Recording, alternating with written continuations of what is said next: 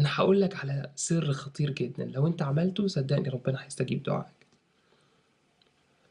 لو قدرت إن أنت تروح أقرب مسجد ليك قبل ما المغرب ما يدَّن بنُص ساعة، بتِلت ساعة، واقعد كده في المسجد على جنب، وارفع إيدك واقعد اثني على الله، واقعد قُل له: يا رب، يا رب، يا رب أنا ما ليش غيرك، يا رب، يا رب، اللهم لك الحمد كله ولك الشكر، واثني على الله باللي ربنا يفتح لك عليك بيه.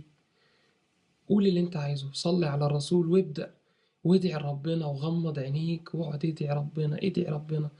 أول لما أنت تبكي وتحس إن أنت قريب من ربنا أوي، صدقني دعائك هيستجاب. أول لما أقسم لك بالله، أول لما المغرب يدن عليك وأنت بتدعي يا رب يا رب، الدعاء هيستجاب. أقسم لك بالله العظيم عن تجربة شخصية، والله العظيم ما في حد قلت له يعمل الموضوع ده غير لما ربنا استجاب له. أقسم بالله العظيم.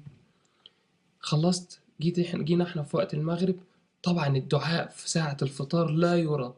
في حديث بيقول: للصائم عند فطره دعوة لا ترد، مش هترد دعوتك، لا ترد.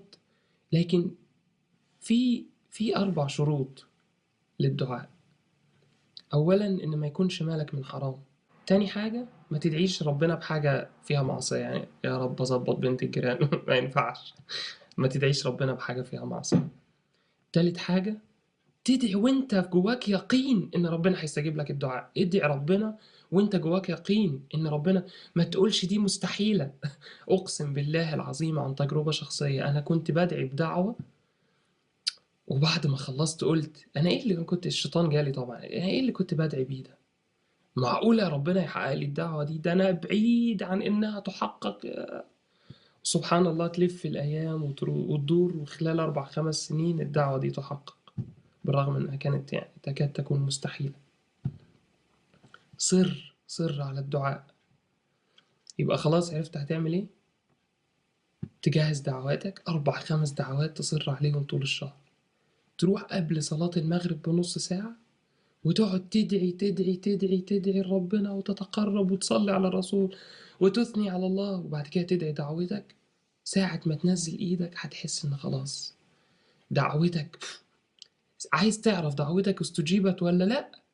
أول لما تحس إن أنت قريب من ربنا وبكيت، اعرف إن دعوتك استجيبت. لن ترد، والله العظيم أقسم بالله لن ترد.